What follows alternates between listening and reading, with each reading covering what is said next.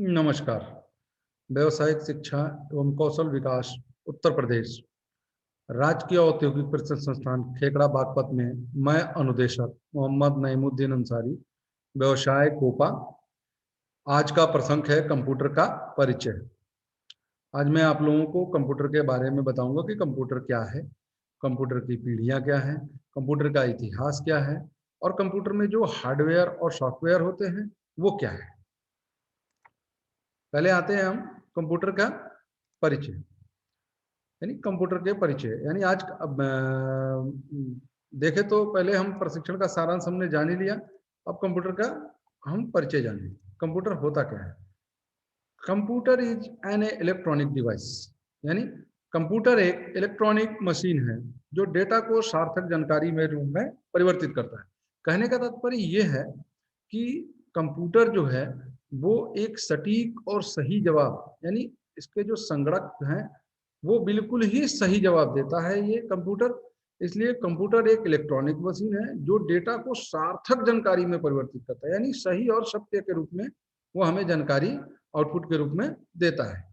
जैसा हम अपने स्क्रीन पे भी देख रहे हैं कि जो भी हम डेटा इनपुट करते हैं तो वो डेटा प्रोसेस होकर एक सार्थक जानकारी के रूप में, अर्थात मीनिंगफुल जो होता है, वो इंफॉर्मेशन जो होती है वो एक सार्थक जानकारी होती है। अब हम जानेंगे कि कंप्यूटर का इतिहास क्या है और कंप्यूटर कैसे बना, कहां से बना। तो हम आते हैं अब इतिहास के बारे में कि कंप्यूटर का कब आविष्कार हुआ, कंप्यूटर का आविष्कार किसने किया, कंप्यूटर कैसे बना। जहां तक सबने सुना है कि 19वीं शताब्दी की शुरुआत में पहली मैकेनिकल कंप्यूटर की अवधारणा और आविष्कार चार्ल्स बेबेज ने किया था, जो कि कंप्यूटर के पिता भी कहे जाते हैं। हम सबने सुना है कि चार्ल्स बेबेज ने ही कंप्यूटर का आविष्कार किया। कोई 1957 बोलता है, कोई 1967 बोलता है, कोई 1947 सपोज दैट कई लोग कई तरीके से बोलते हैं, लेकिन जनरली अगर जाने तो जो कंप्यूटर की अवधारणा हुई वो 19वीं शताब्दी में हुई और कंप्यूटर का आविष्कार हुआ। अब हम आते हैं कि कंप्यूटर कैसे आविष्कार हुआ और इसकी पीढ़ी दर पीढ़ी कैसे बदलती गई, यानी इसके जनरेशन क्या हुए, कैसे कैसे इसके जनरेशन आए, कौन कौन से इसके जनरेशन आए। कंप्यूटर की पीढ़ियां कुल 5 हैं। पहली पीढ़ी है 1940 से 1956, जिसे हम फर्स्ट जनरेशन के नाम से जानते हैं। दूसरी पीढ़ी है 1956 से 1963। तीसरी पीढ़ी है 1964 से 1971, यानी थर्ड जनरेशन जो है वो 1964 से 1971। फिर चौथी पीढ़ी आई, चौथी पीढ़ी 1971 से 1985। फिर पांचवी पीढ़ी 1985 से 1985 से अब तक जो कि चल रहा है, ये पांचवी पीढ़ी है। यानी हमारे हिंदुस्तान में पांचवी पीढ़ी अभी चल रही है, पांचवी पीढ़ी। लेकिन कहा जाए तो यूरोप के कंट्रियों में, जापान ओपन में 7th जनरेशन चल रहा है। तो अभी हमारे देश में इसका उतना आगे तक विकास नहीं हुआ है। हम फिलहाल पांचवी पीढ़ी तक अपने देश में है, तो इसलिए हम इसके बारे में ही पढ़ेंगे। पहला पीढ़ी जो था, पहली जनरेशन थी, हम उसके बारे में पहले विस्तार से जान लें। ये हमारी कंप्यूटर की पीढ़ियों के अनुसार कंप्यूटरों की संरचनाएं बदलती गई। ये आपके जो सामने फिगर है इसके अकॉर्डिंग आप देख सकते हैं कि कौन सी पीढ़ी में कैसा कंप्यूटर था। अब आते हैं पहली पीढ़ी।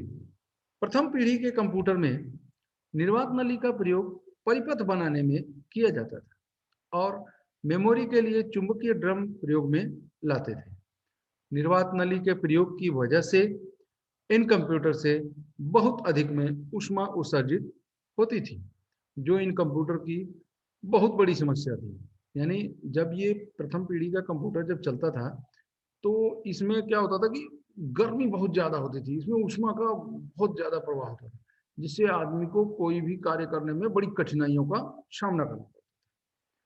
ये कंप्यूटर निम्न स्तरीय भाषा को समझ पाते थे, इसलिए इनको भी कार्य बताने के लिए बाइनरी भाषा काम में ली जाती थी, जो काम में लेने के लिए बहुत मुश्किल थी, क्योंकि बाइनरी भाषा में समस्त निर्देश 0 और 1 के प्रयोग में लिखे जाते हैं, जिनमें गलतियों को पहचानना बेहद मुश्किल कार्य था।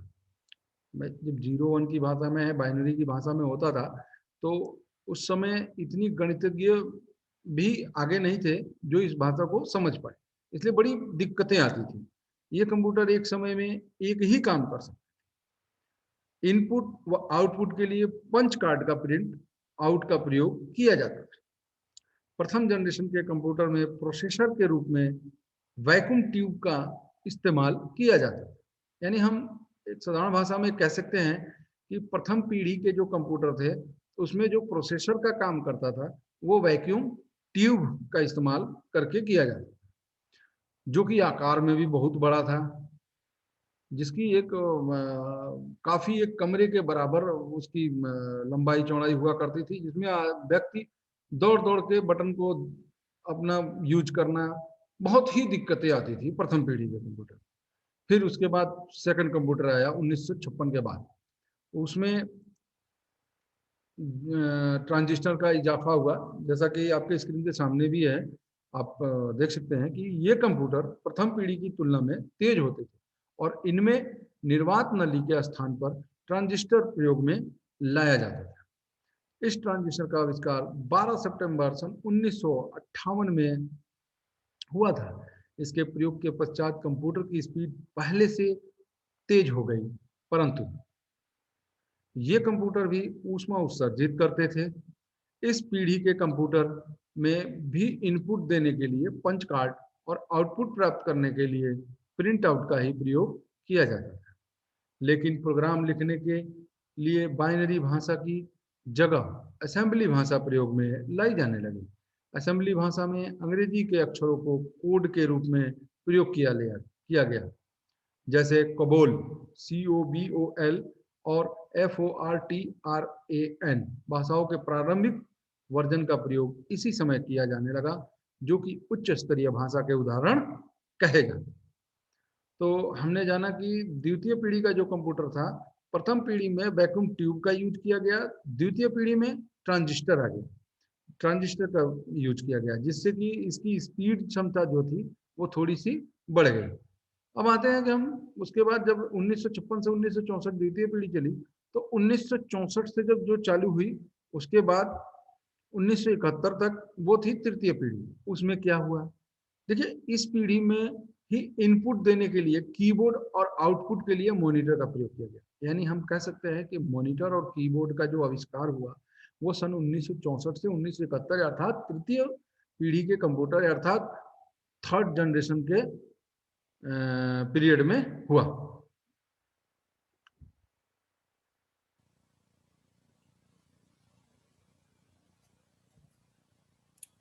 और सबसे पहले ऑपरेटिंग सिस्टम का प्रयोग इस पीढ़ी में किया गया, जो कि एक CUI आधारित ऑपरेटिंग सिस्टम कहलाता है। CUI का मतलब होता है कैरेक्टर यूज इंटरफेस। यानी तृतीय पीढ़ी के कंप्यूटर में ट्रांजिस्टर के स्थान पर IC का प्रयोग किया जाने लगा। IC मतलब इंटीग्रेटेड चिप। आईसी का आविष्कार सन 1958 में जैक किल्वी द्वारा किया गया। आईसी के प्रयोग से कंप्यूटर का आकार बहुत छोटा और पहले से तेज हो गया। इस पीढ़ी के कंप्यूटर में प्रोग्राम लिखने के लिए उच्च स्तरीय भाषा का प्रयोग किया जाने लगा और ये कंप्यूटर एक समय में एक से ज्यादा कार्य करने में सक्षम थे। यानी जैसे हमने अभी देखा कि द्वितीय पीढ़ी का कंप्यूटर जो है वो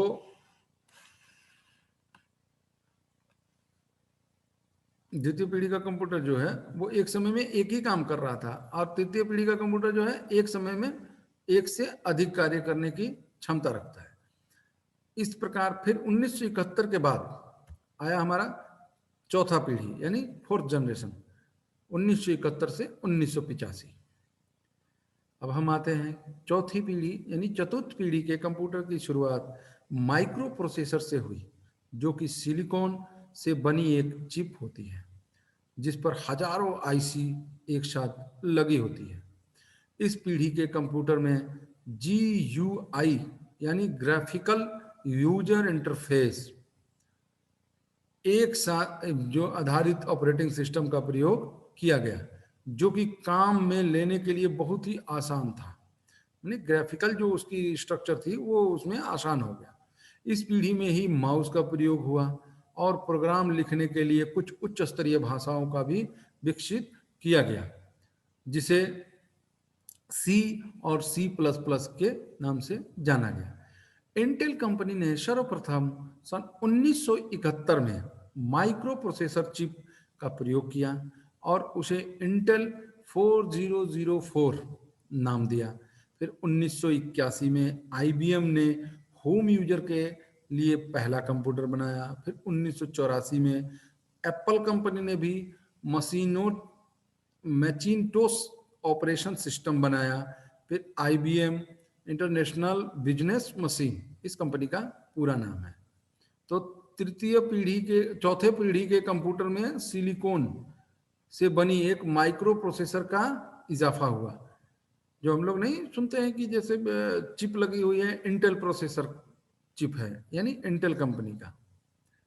अब आते हैं हम पांचवी पीढ़ी, जो कि चल रही है इस समय भी 1985 से लेकर अब तक चल रही है। कंप्यूटर की पांचवी पीढ़ी AI के साथ विकसित हुई।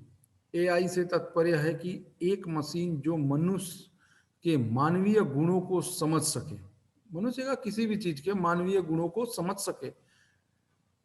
ये पीढ़ी अभी विकसित की प्रक्रिया में है। इस पीढ़ी के कुछ गुण हम आजकल उपकरणों में काम लेते हैं, जैसे फिंगरप्रिंट्स यानी वो बायोमेट्रिक वाला, रोबोट, आवाज के द्वारा इनपुट देना। कहने का मतलब जैसे ही हम लोग ने कोई आवाज लगाई, आवाज आपने देखा होगा मोबाइल वगैरह हम यूज कर रहे हैं, तो जैसे व्यक्ति कहता है कि वो हमें हमारे इसके हाथों से अंगूठे के टच करने से वो खुल जाता है, स्क्रीन मैंने टच स्क्रीन है, टच करते ही उसका लॉक खुल जाता है। तो ये मानवीय गुणों को तो जान रहा है, तभी तो ये कार्य हो रहा है। सपोज दैट एक हम रोबोट का नाम सुन लें। आजकल विदेशों में आपने सुना होगा कि रोबोट ही बड़े बड़े होटलों में भी काम कर रहे हैं। आप उनको जो भी डिमांड करिए, उनके प्रोग्राम पे मारिए, बोलिए, वो टक से आपके सारे चीज को समझेगा और जाके आपके उस सामान को आपके पास ले आके दे देगा। आवाज से बोलिए, आवाज से भी वो आपका आउटपुट तुरंत देगा इनपुट देने पे। इस पीढ़ी का मुख्य उद्देश्य, जो पांचवी पीढ़ी का कंप्यूटर है, इस पीढ़ी का मुख्य उद्देश्य ऐसी मशीन का निर्माण करना जो यूजर की भाषा को समझ सके और उसका जवाब दे सके, और साथ ही साथ वो मशीन सीखने में भी सक्षम हो। अर्थात कहने का मतलब कि हम कुछ ऐसी भी बातें बोलें जो उसमें पहले से प्रोग्राम्ड ना हो, लेकिन उस चीज को समझे और सही और सटीक रूप से उसका जवाब हमें दे, अर्थात आउटपुट रिजल्ट दे। तो इस प्रकार ये हमारी सारी थी पांचों पीढ़ियों के बारे में, और हमने अब पांचों पीढ़ियों के बारे में जाना कि पांचों पीढ़ियों में कैसे कैसे कंप्यूटर का आविष्कार होता गया और उनके इंटरनल चेंज कैसे कैसे होते गए, और ये पीढ़ियां बढ़ती गई। अब आते हैं कि कंप्यूटर के दो भाग होते हैं। जो कंप्यूटर है उसे दो भागों में बांटा गया है। पहला है सॉफ्टवेयर और दूसरा है हार्डवेयर, यानी दो भागों से ही मिलकर बना है हमारा कंप्यूटर। पहला सॉफ्टवेयर और दूसरा हार्डवेयर। सॉफ्टवेयर क्या है? सॉफ्टवेयर वह है जिसे हम देख नहीं सकते। बात को समझिएगा, सॉफ्टवेयर वह है जिसे हम देख नहीं सकते। अर्थात हम दूसरी भाषा में कह सकते हैं, कंप्यूटर में कुछ इच्छित कार्य करने के लिए हम जो निर्देश देते हैं उन्हें दूसरे शब्दों में सॉफ्टवेयर ही कहा जाता है। यानी सॉफ्टवेयर के अकॉर्डिंग, जैसे हमने 2+2 बटन दबाए और इक्वल दबाया या इंटर किया तो वो रिजल्ट आ जाता है कि 4। यानी हमने कोई भी उसको इनपुट दिया और वो उस चीज को समझ के उसने उसको हल कर दिया। तो जिस सॉफ्टवेयर के थ्रू उसने किया वही तो सॉफ्टवेयर है। तो सॉफ्टवेयर भी क्या होते हैं? दो प्रकार के होते हैं, एक सिस्टम सॉफ्टवेयर या ऑपरेटिंग सिस्टम एप्लीकेशन सॉफ्टवेयर, या रेडीमेड प्रोग्राम जो पहले से ही प्रोग्राम्ड बने हो, जिसमें हमें बस उसके डेटा भरने होते हैं, वो सॉफ्टवेयर है। सॉफ्टवेयर दो प्रकार के, एक सिस्टम सॉफ्टवेयर और दूसरा ऑपरेटिंग सॉफ्टवेयर। कंप्यूटर विज्ञान में सॉफ्टवेयर सार्थक क्रमादेशों और और जरूरी सूचनाओं का एक ऐसा समूह है जो कंप्यूटर को यह बताता है कि उसे क्या काम करना है। सॉफ्टवेयर एक तरह से हार्डवेयर से अत्यंत अलग चीज है। हार्डवेयर और सॉफ्टवेयर एक दूसरे के पूरक हैं और एक के बिना दूसरा बहुत कम या नहीं के बराबर उपयोग में लाया जाता है। व्यवहारिक तौर पर अगर हम कंप्यूटर की परिभाषित किया जाए तो हम हार्डवेयर को मनुष्य का शरीर और सॉफ्टवेयर को उसकी आत्मा कह सकते हैं। तो हम समझ में आया हमें कि जो सॉफ्टवेयर है वो हमारी आत्मा है और हार्डवेयर जो है वो हमारी बॉडी है। कहने का मतलब कि हमारे शरीर में जो जान है, वो जान जो है वो सॉफ्टवेयर है, और जो हमारा शरीर है जिसे हम छू सकते हैं, देख सकते हैं, वो हमारा हार्डवेयर है। तो अब आते हैं हम हार्डवेयर। तो कंप्यूटर हार्डवेयर वह है जो हम देख और स्पर्श कर सकते हैं, और सॉफ्टवेयर क्या था, जिसे हम ना देख सकते हैं ना छू सकते हैं, बस महसूस कर सकते हैं। तो कंप्यूटर के विभिन्न भौतिक भाग जिनमें input device, CPU, output device और द्वितीयक स्टोरेज एक साथ होते हैं, दूसरे शब्दों में वो हार्डवेयर कहलाते हैं। कहने का तात्पर्य यह है कि जो जो सामान है कंप्यूटर बनने में, जैसे सीपीयू हो गया, यूपीएस हो गया, कीबोर्ड हो गया, ये सारे पार्ट्स हैं। तो इन्हें हम देख भी सकते हैं, छू भी सकते हैं, इसलिए इन्हें हम क्या बोलते हैं, हार्डवेयर। देख लीजिए आपके सामने उदाहरण के रूप में है। इनपुट डिवाइस में जो हार्डवेयर है वो keyboard, mouse, biometric, camera, mobile, scanner, barcode reader. Output के रूप में है speaker, monitor, projector, printer, colour printer और हेडफोन। स्टोरेज डिवाइस के रूप में है hard disk, pen drive, CD, DVD, floppy. अब आते हैं कि कंप्यूटर के 3 आवश्यक अंग। हमने इतने जानने के बाद हमें यह पता चल गया कि कंप्यूटर के 3 आवश्यक अंग होते हैं। कौन कौन से? पहला होता है इनपुट डिवाइस, दूसरा होता है सेंट्रल प्रोसेसिंग यूनिट, और तीसरा होता है आउटपुट डिवाइस। यानी इन तीनों को मिलाकर हमारा एक कंप्यूटर बनता है। जैसे इनपुट डिवाइस कहने का मतलब keyboard, mouse, scanner, light pen, joystick, magnetic tape, magnetic disk, ये इनपुट डिवाइस। अब सेंट्रल प्रोसेसिंग यानी एएलयू, सेंट्रल यूनिट, और मेमोरी। मेमोरी के भी 2 भाग, रैम और रोम। और output device display, monitor, TV, video printer वगैरह वगैरह। इसको हम समझ लें कि ये आखिर कहना क्या चाह रहा है, कह क्या रहा है। जैसे हमारा कंप्यूटर है, हम सबसे सर्वप्रथम क्या करते हैं, कोई भी डेटा या कोई भी जानकारी हम इनपुट करते हैं। और इनपुट हम किस चीज से करते हैं, या तो कीबोर्ड से, या तो माउस से, या तो स्कैनर से, या लाइट पेन से, या जॉयस्टिक से, या मैग्नेटिक टेप से, या मैग्नेटिक डिस्क से। और जैसे ही जब हम इनपुट करते हैं कोई भी डेटा, तो वो सीपीयू में जाता है, यानी सेंट्रल प्रोसेसिंग यूनिट के पास। सेंट्रल प्रोसेसिंग यूनिट क्या करता है कि उसे अर्थमेटिक लॉजिकल अगर है तो उसको अर्थमेटिकल लॉजिक यूनिट पे वो उसे प्रोसेस करता है। उसके बाद उसको वो कंट्रोल करता है। जो चीज उसकी डेटा ग्रहण करने लायक है उसको वो ग्रहण कर लेता है, जो उसी समय के लिए केवल ग्रहण करने लायक है वो रोम में चला जाता है। और उसके बाद वो आउटपुट के रूप में वो तो मॉनिटर पे, डिस्प्ले पे हमको दिखा देता है। टीवी में, वीडियो में, या प्रिंटर से हमें वो आउटपुट के रूप में प्राप्त हो जाता है। तो इस प्रकार एक पूरा कंप्यूटर के 3 आवश्यक अंग कौन कौन से हुए? Input device, central processing unit और आउटपुट डिवाइस। आज हम लोगों ने कंप्यूटर के परिचय के बारे में, कंप्यूटर की पीढ़ियों के बारे में, कंप्यूटर के हार्डवेयर सॉफ्टवेयर के बारे में जाना। आशा करता हूँ कि आप लोगों को इससे काफ़ी मदद मिलेगी भविष्य में। और मैं फिर दोबारा आपसे अगले चैप्टर में मुलाकात होगी। मैं मोहम्मद नईमुद्दीन अंसारी, अनुदेशक कोपा व्यवसाय से, राजकीय औद्योगिक प्रशिक्षण संस्थान खेकड़ाबाग से। धन्यवाद, नमस्कार।